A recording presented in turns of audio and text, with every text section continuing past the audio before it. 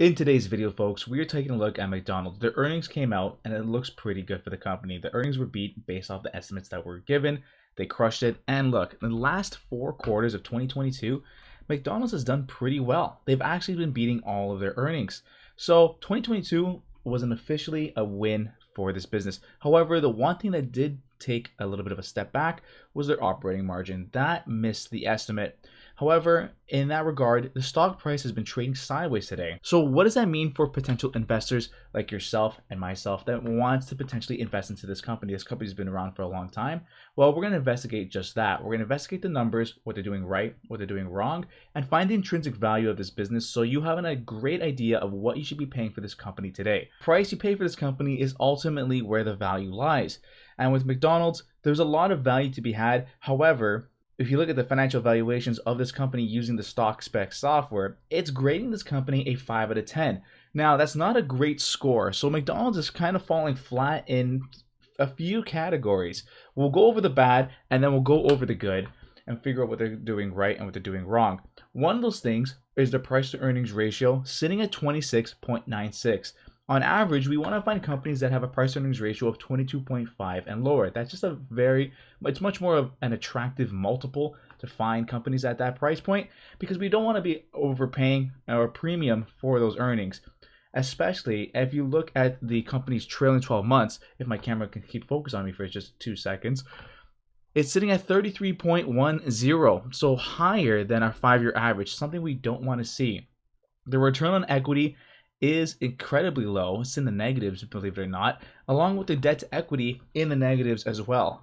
Listen, that just is indicating that shareholder equity is extremely low with this business. Along with, they've been diluting shareholders not by huge amounts, but 0.25% over the last 5 years. It's obviously not the worst thing, but one of the kickers is that even with the share dilution, our revenue growth is also down as well over the last 5 years. Now, if you're a shareholder, 1, you're experiencing revenue growth decline, and 2, you're getting diluted out of the shares you already own. So something to keep in mind.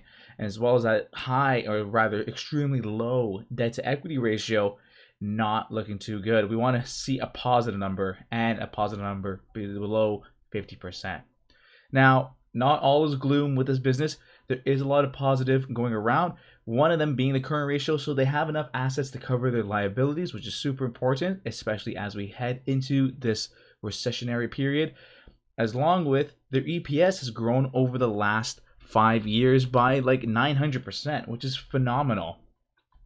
Their net income is up, their free cash flow is up, and they have an extremely high return on invested capital sitting at an average of 23%.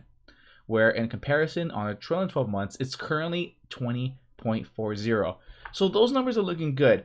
The problem is when I see a lot of companies that are, let's say, ranked 5 out of 10, there's usually phenomenal things going in one category and terrible things going in the other. So it really is this divisive thing. And then this is where you have to really kind of bear down and dissect the business to figure out what you're willing to tolerate, essentially.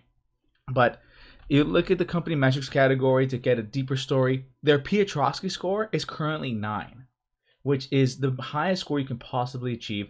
Not saying that is the end-all be-all, but the fact that they've been improving over the last couple of years, it gives them a high Piotrowski score, is something to keep in mind. Their Almond Z score sitting above that 3 threshold, which indicates that they are pretty much safe from bankruptcy, is also comforting to see.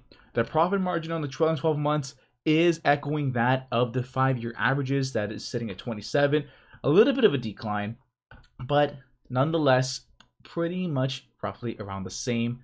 As well as their average free cash flow is 5.1, and compared to the dividends that are being paid out, which is at $3.9 billion, you know that their free cash flow it will be able to cover those dividends, and that dividend is safe for my dividend investors out there.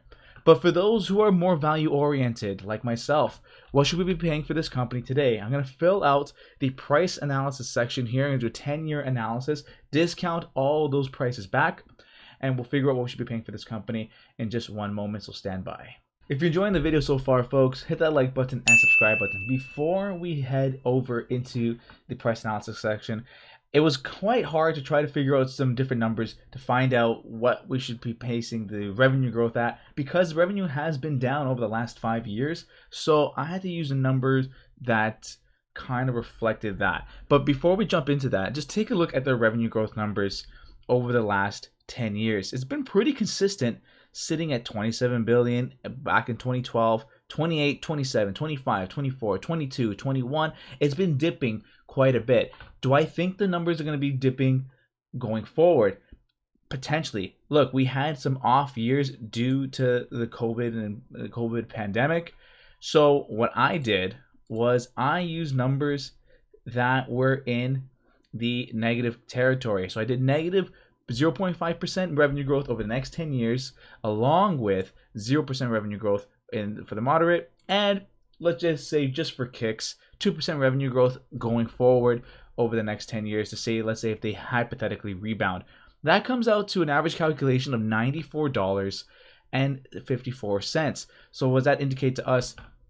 McDonald's is very much overvalued. And this is me using pretty much the same profit margins, same free cash flow margins that they have shown in the past, with a slight haircut, of course, and a price to free cash flow and price to earnings ratio that is much more favorable. Put that in with a 13% return. You're looking at a company that is extremely overvalued, along with the financial valuation sitting at 5 on the board. 5 out of 10, not a great score. This is a company that I'm going to be staying away from, both from a stock perspective and from a health perspective. I think as people start realizing, and I mean, this is my hypothetical scenario, but I think people are going to try to make more health conscious choices. I would like to think that's going to happen, but I can't see this company, like, its revenue growth making a huge turnaround over the next little while, considering the fact that inflation is going to be eating up their profits, along with people probably not going out as much to be spending money on fake meat. And as things try to be turning into, let's say, more of a plant-based diet, I don't know, like, it's very much, I feel like it's very much in a fork in the road. It's great that they beat the earnings and hit those metrics.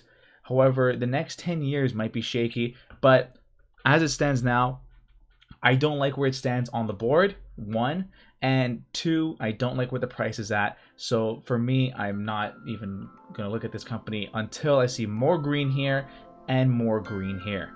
Anyways, folks, that's the video. I hope you enjoyed it. Make sure you check out my other analysis videos. They'll pop up in some sort of sphere here.